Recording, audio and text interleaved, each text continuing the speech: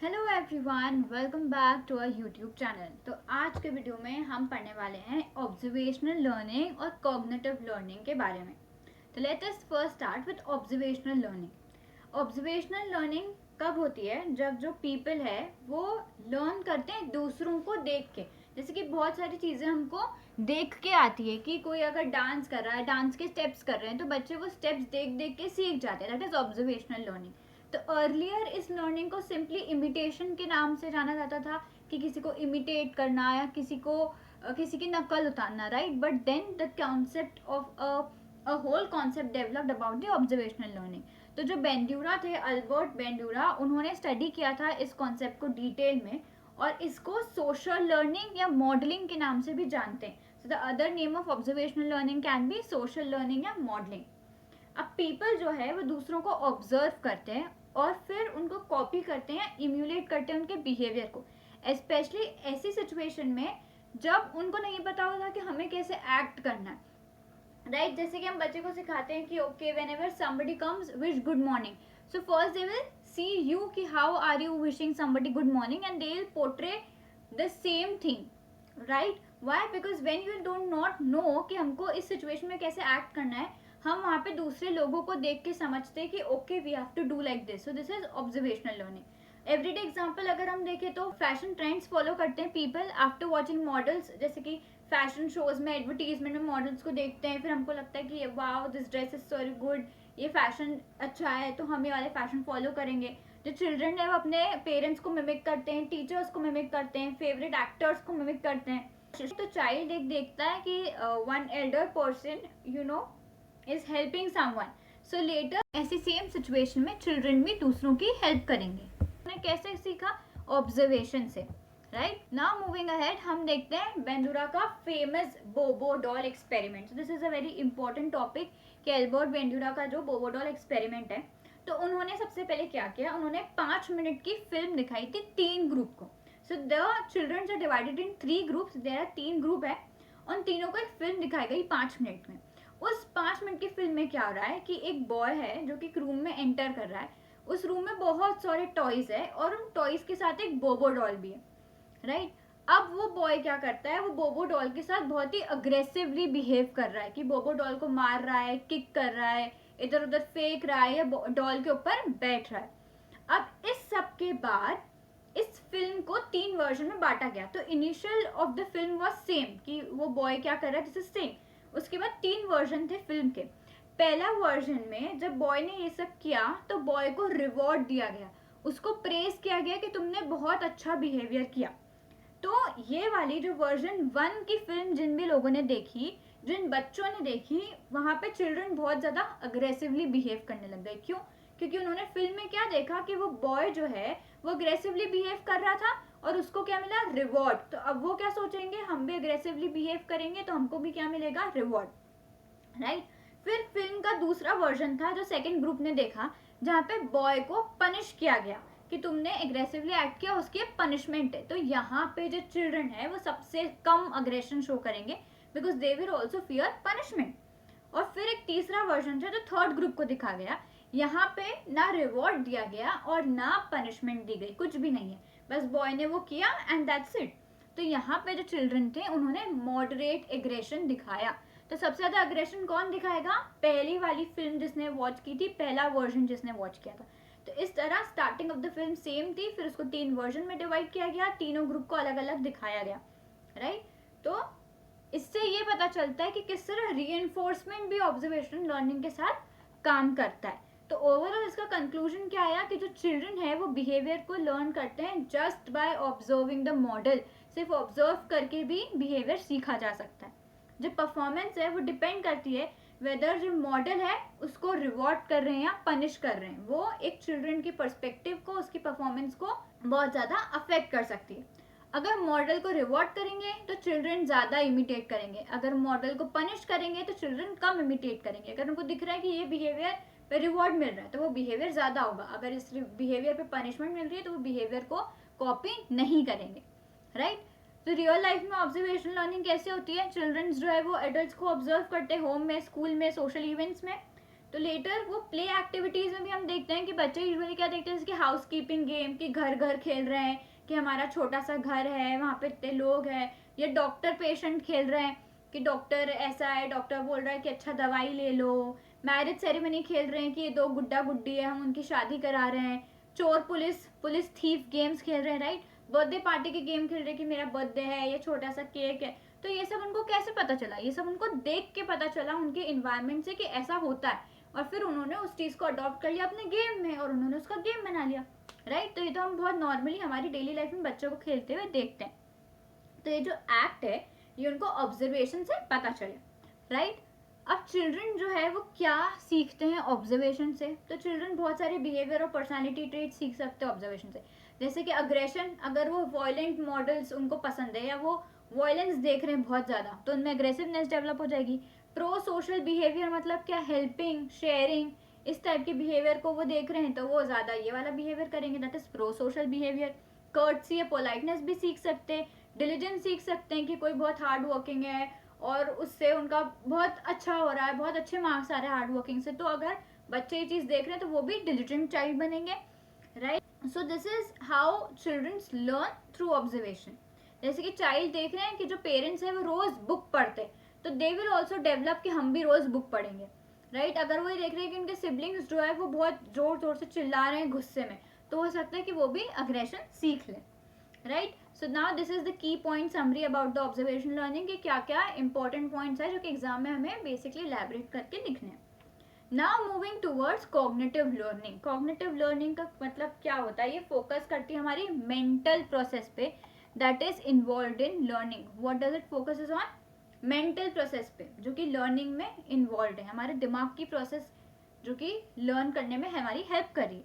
ये एम्फेसाइज करती है what the learner know, not just what they do. इसका एम्फेसिस क्या रहता है कि लर्नर को पहले से क्या चीज़ पता है, सिर्फ ये नहीं देखते कि अभी वो क्या कर रहे हैं, ये भी हमको देखना है कि उनको पहले से इस बारे में कितना पता है।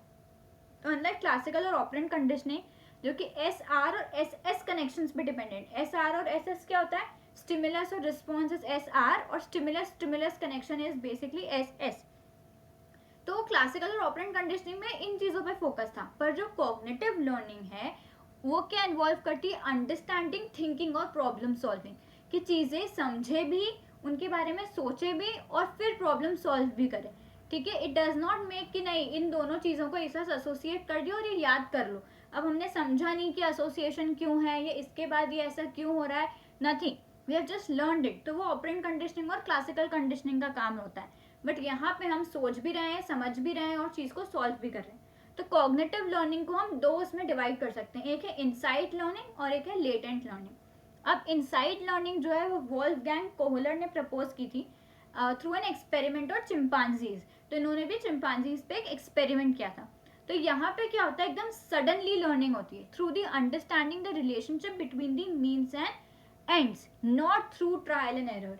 तो यहाँ हम ट्रायल एंड एरर नहीं लगा रहे कि ऐसा करके देख लेते हैं या वैसा करके देख लेते हैं, नहीं, यहाँ हम एकदम से हमको लर्निंग हो रही है थ्रू अंडरस्टैंडिंग द रिलेशनशिप। अब मीन्स और एंड्स का मतलब क्या है, मीन्स इज टेक्निक्स जो कि हम यूज कर रहे हैं काम को करने के लिए, और एंड रिजल्ट मतलब कि हमको फाइनल रिजल्ट क्या चाहिए, इन मीन्स को यूज करके, इन टेक्निक को यूज क्यों कर रहे हैं हम, फाइनली किस काम के लिए कर रहे हैं, that is means and ends. तो जब हम टेक्निक्स को समझ के एक गोल तक रीच करना चाहेंगे और उसके एक अंडरस्टैंडिंग करेंगे, तब हमारी कह सकते हैं हम इनसाइट लर्निंग होती है, ठीक है। The solution appears in a sudden flash of insight and आहा मूवमेंट।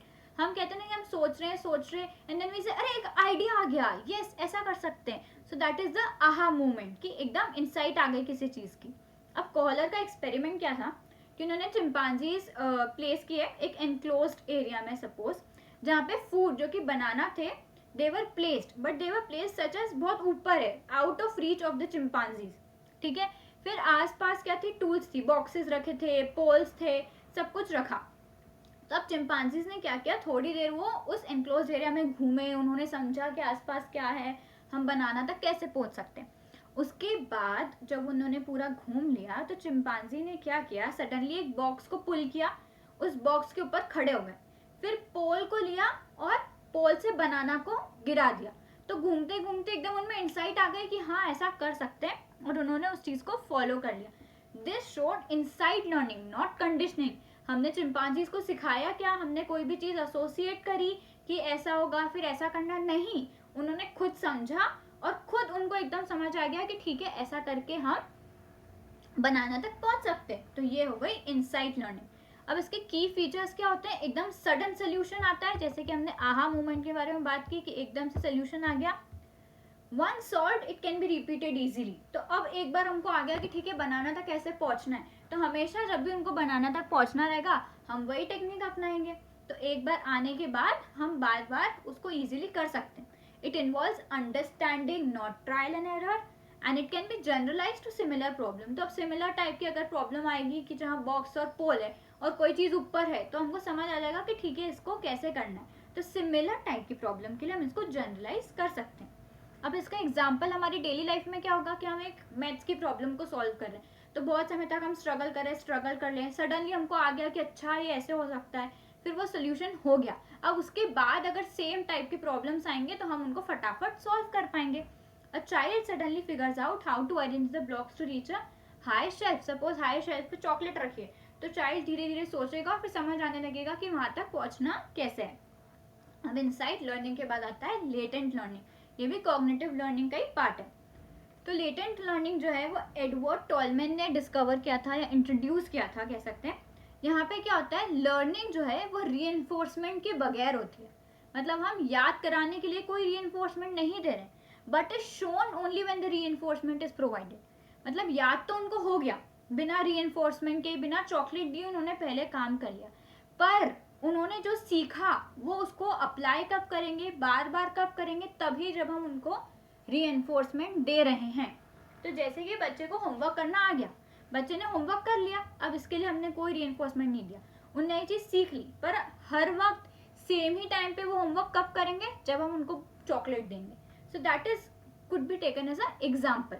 ठीक है. अब जो लर्नर का बिहेवियर है इट स्टेज हिडन और लेटेंट. लेटेंट का मतलब क्या होता है, छुपा हुआ, हिडन.